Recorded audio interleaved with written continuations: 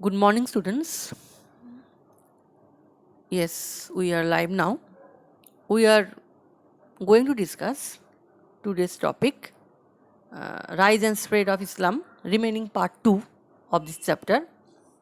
In my last video, I told you about the introduction of Rise of Islam and pre-Islamic Arabia by the help of map. Today, I am going to discuss Prophet Muhammad and his teachings. Move on next page. Yes, the birth of Prophet Muhammad. Prophet Muhammad was born in Makkah in 1570 CE. He was orphaned at an early age and was brought up by his uncle.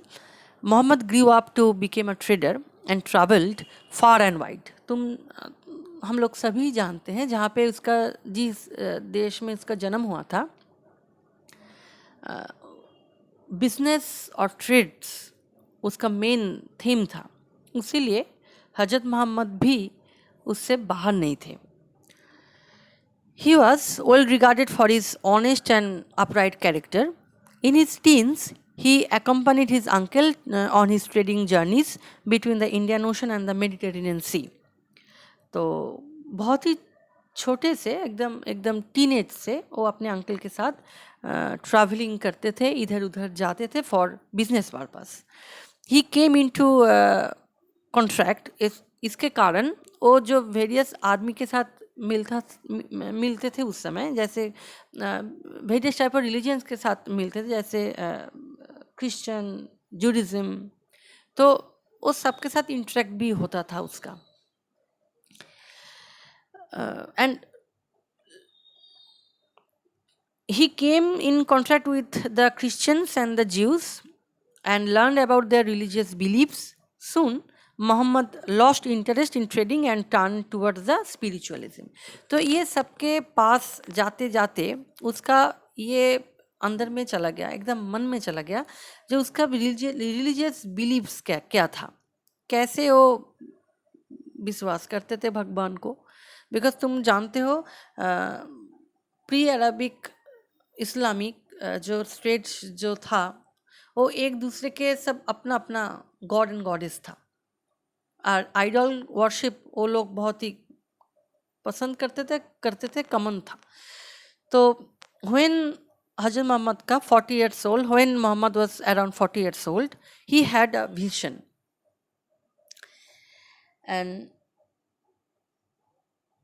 during that time, Makkah was a rich city, but most of the wealth was concentrated in the hands of a few.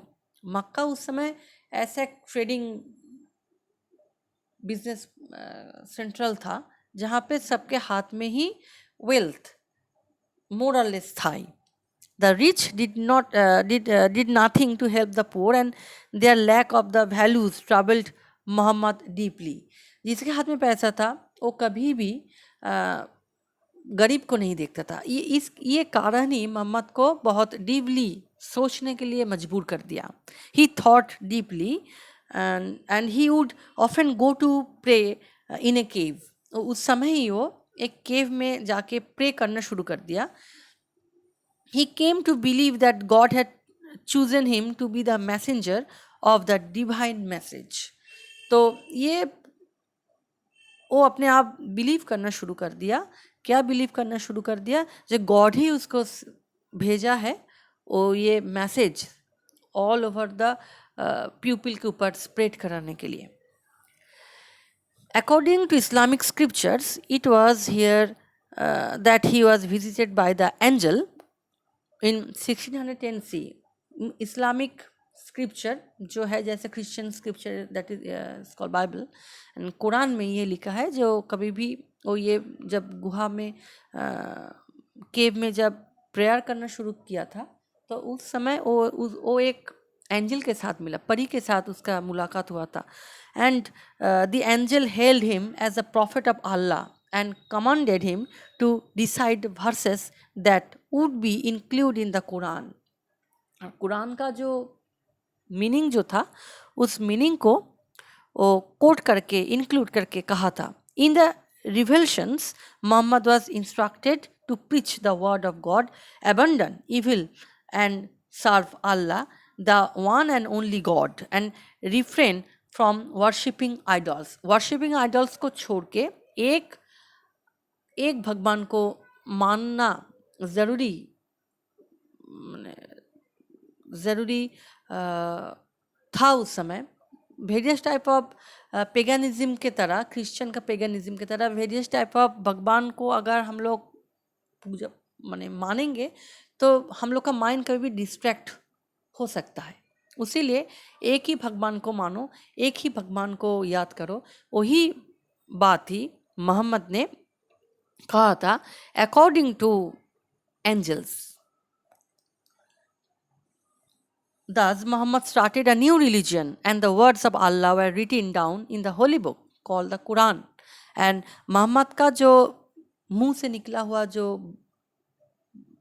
बातें जो है, preach the word जो है God का, preach the word of God, वो जो जिस book में लिखा हुआ है, that is called the holy book called Quran. It clearly lays down the responsibilities and duties for all believers. जो इस्लाम को मानता है, जो उसका फॉलोअर्स है, उसको ये मानना ही है, कुरान को पाठ करना ही है. Next move on, next page. Teachings. Muhammad का जो प्रीचिंग था, जो मुंह से निकला हुआ जो बात जो था, वो था बहुत सिंपल वे में वो कहता था. Muhammad said that there was only one God who is called Allah, जिसको अल्लाह नाम से हम लोग पुकारते हैं. वो है वन गॉड. उसको हम लोग नहीं देखें, उसको महसूस भी नहीं किए, बट उसको अगर मन से हम लोग बुलाएंगे तो कभी ना कभी एक दिन वो हम लोग का बात ज़रूर सुनेगा. God had chosen him to be his prophet. He said that all were equal in the eyes of all. भगवान के आँखों में हर एक आदमी समान होता है. जो रिच हो वो भी समान, जो पुअर हो वो भी समान, जो दोषी हो वो भी समान होता है. He asked people to put away the idols and submit to the will of the Allah. भगवान का मूर्ति को छोड़ के अगर हम लोग मन से भगवान को पूजा करेंगे, उसको प्रे करेंगे, तभी अल्लाह उसके पास आएगा. He said about the improving a lot of slaves, orphans, women in Kaaba, Makkah, uniting the tribes under this leadership. He had only a few followers and his teachings were not well received by most of the rich people of the Makkah. तो ये बात नीचू जो class जो है उस class में बहुत grow किया था, बट ऊपर में जो रिच क्लासेस जो आदमी जो था उसमें वो लोग के पास तक नहीं गया था ये बात. He and his follower faced a lot of hostiles and a plan was the hatched to the murder him. तो इसके कारण मतलब हजरत मोहम्मद का ये टीचिंग्स के कारण द्वारा उसको बहुत ही मुसीबत का सामना करना पड़ा और उसको मार दिया जाएगा ऐसे भी प्लान हुआ था उस समय. He was forced to flee to Medina. तो ये सोच के वो मक्का से मदीना जाने के समय important city of Arabia, the migration to Medina in 1622 is date is very much important for your timeline because this is the main new year of Muslim. because जैसे हम लोग का न्यू ईयर होता है तो मुस्लिम का ये समय 622 है उसका हिजरत, मतलब उसका नया साल शुरू होता है इस समय से, उसका न्यू इस्लामिक कैलेंडर तक ये साल गिनना होता है. Is considered as a year in the Islamic calendar. After unflying Medina under a new religion called Islam, Muhammad returned into Makkah 630 CE. His plan was to purify the Kaaba and make it a center for the worship of Allah. तो जब वो लौटा मक्का से फिर से मक्का and then काबा में जाके and make a centre, दो अल्लाह का जो पूजा पाठ जो जहाँ पे हज होता है इस्लाम का, उधर में एक सेंटर किया था जहाँ पे हर एक मुस्लिम ईच एंड एवरी ईयर आके भगवान का नाम करे माने करना शुरू करेगा। और उसको एक ये करने के लिए उसका कुछ रिचुअल्स है, उसका कुछ मेथड है, प्रोसेस है, उसको स्ट्रिक्टली फॉलो अप करना है। what were the elements of Islam? Leading a good life, अच्छा जीवन को निभाओ। Abstaining from the evil and help others, कोई भी इविल टाइप का काम मत करो एंड हेल्प करो, अदर्स को हेल्प करो जितना तुमसे हो सके। Worship of a single God, और अल्लाह का नाम करो और कोई भी एक वन गॉड को मानो। Recognizing Muhammad as a prophet, Muhammad को as a prophet, prophet means जो भगवान का बात अपने मुंह से स्प्रेड करता है। ट्रीटिंग एवरीवन एज इक्वल, सबको समान देखो। एंड रिस्पेक्टिंग वुमेन, वुमेन को रिस्पेक्ट करो। ये क्रिश्चियनिटी का बात है। जीसस क्राइस्ट भी ये नहीं कहा था जो as a ancient Roman empire जो पेगनिज्म को मानो, various type of god and goddess को मानो, एक ही ईश्वर को मानो, एक ही भगवान को मानो।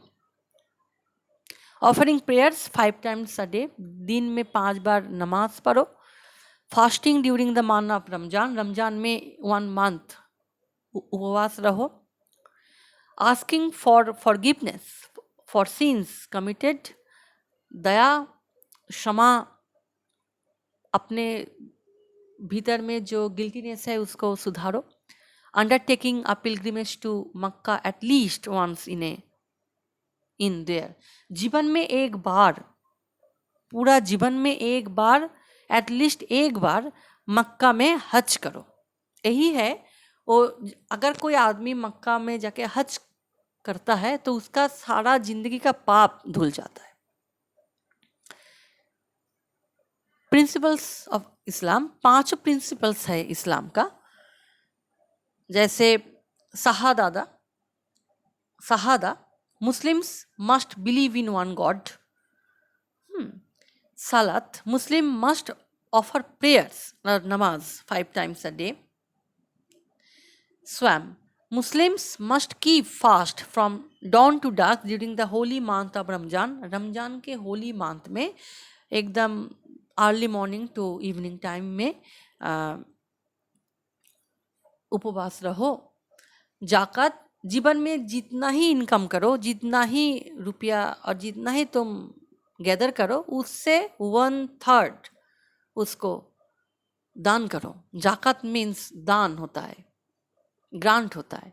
और हज करो जीवन में एक बार, अगर पॉसिबल होगा तो एक बार अपने जितना पाप जो है उसको धुल के लाना है। हज करने के बाद बहुत मुस्लिम एकदम सात्विक हो जाता है, मतलब एकदम भगवान के करीब चला जाता है, ये मानना है। जैसे